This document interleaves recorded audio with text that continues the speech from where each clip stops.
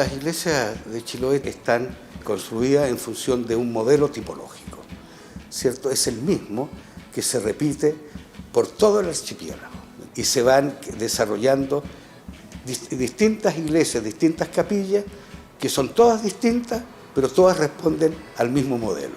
Entonces, cada una de ellas, ¿cierto?, va asumiendo su propia identidad a partir de un origen común. Ese modelo tipológico, ¿cierto?, es un volumen muy simple, con un techo de 2 aguas, torre fachada, con un pórtico de acceso y que al entrar nos genera, ¿cierto?, 3 naves, la nave central con su bóveda de cañón corrido, las naves laterales, la nave principal, ¿cierto?, que remata en el altar y las naves laterales que rematan en la sacristía y en la contrasacristía. Hay un elenco de aproximadamente 152 iglesias que pertenecen igual a la Escuela Chilota de Arquitectura Religiosa en Madera.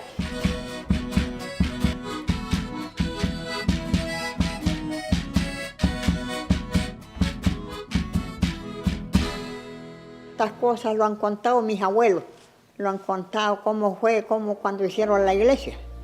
Bueno, no lo mandaba nadie, lo mandaba la gente, la misma comunidad. La madera fue traída de fuera, iba por abajo, por esas islas, por esos bosques grandes. Sabían dónde sacar la madera, de qué zona, de qué parte del bosque, que no tenía que estar a una intemperie donde le dé tanto el viento. Entonces hay un montón de características y conocimientos que ellos iban adquiriendo y los empleaban para restaurar y construir iglesias.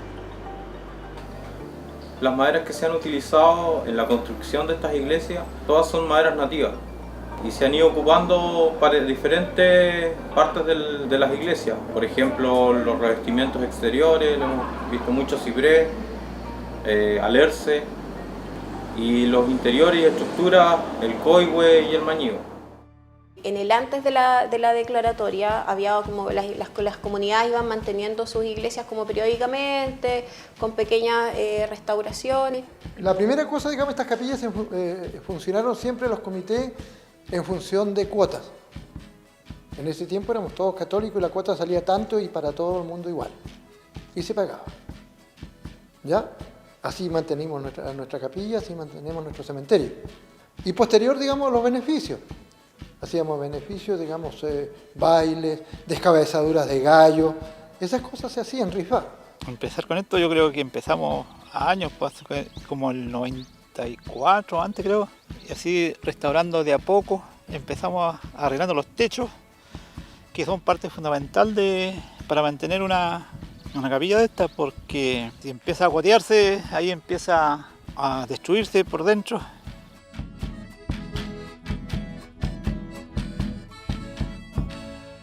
Hace 20 años atrás, o una vez que las iglesias se declaran Patrimonio de la Humanidad, claramente hay un cambio que tiene que ver con la conservación y la mantención.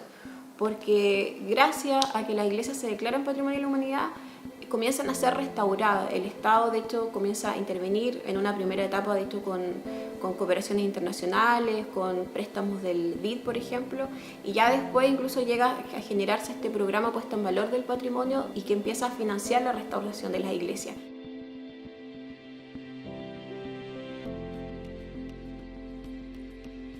En el caso aquí de nuestra capilla fue muy gratificante porque esta iglesia estuvo a punto en un principio la querían echar abajo.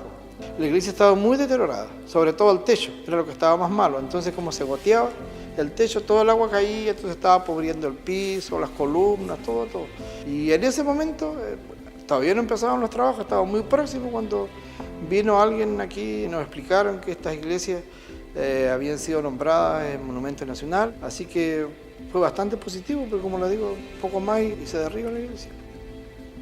Y si uno lo piensa, es imposible que las comunidades hubieran sido capaces de generar ese nivel de recursos sin el apoyo del Estado o sin estas grandes inversiones.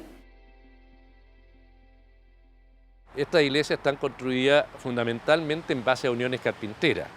O sea, todas las piezas se relacionan entre sí en base a uniones de madera en que el trabajo es completo.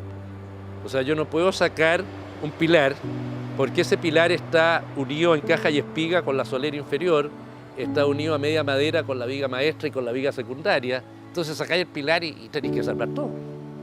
Las técnicas que hemos utilizado nosotros han sido las mismas, mejorando quizás en algunas partes, pero siempre utilizando, por ejemplo, los ensambles, mejorando las condiciones de luz de los refuerzos que se han hecho en soleras, por ejemplo, pero siempre hemos tratado de utilizar los mismos ensambles, dándole el mismo uso. Un ensamble es un encuentro de uniones de madera, donde estas se engarzan y pueden trabajar ya sea con tarú o alguna otra fijación, o sin fijaciones también.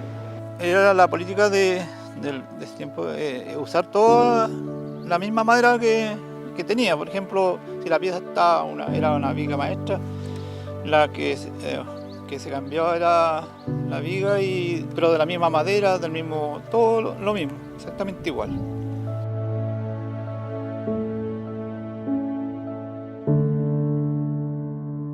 Primera etapa que era como de restauración muy de torre fachada, que era lo que estaba más en riesgo, y hay iglesias como por ejemplo la iglesia de Quinchao, que es la primera de hecho que termina restaurada completa, que claramente se hubiera terminado cayendo porque estaba muy deteriorada al momento de la declaratoria, la iglesia ya no se podía utilizar, era un riesgo para la comunidad.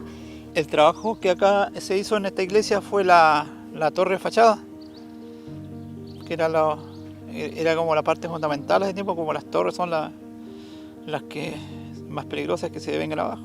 La iglesia estaba bastante deteriorada y ya no tenía cimiento, estaba enterrada, y si quedaba así se iba a ir desmoronando poco a poco. Y es lo que ustedes ven hoy día, es un sueño realizado, y los talcahuinos y digamos la comuna completa muy contentos de tener este patrimonio que es sagrado para nosotros y que lo cuidamos constantemente, comenzando digamos desde el municipio y vecinos en general. Esta iglesia era antigua, pero ahora como usted la ve, esta fue renovada del primer palo, porque esta iglesia no quedó nada como la ve ahora.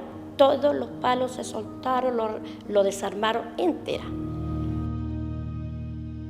Hoy día se trata de involucrar a las comunidades desde el principio, digamos, desde la etapa de los diseños. Y de alguna forma se genera como una mesa de trabajo para buscar una solución a ese problema.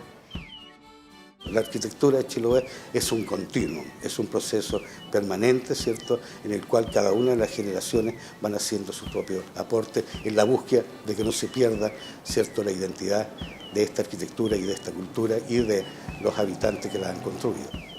Todas las que han sido patrimonio de la humanidad han pasado, digamos, por nuestras manos.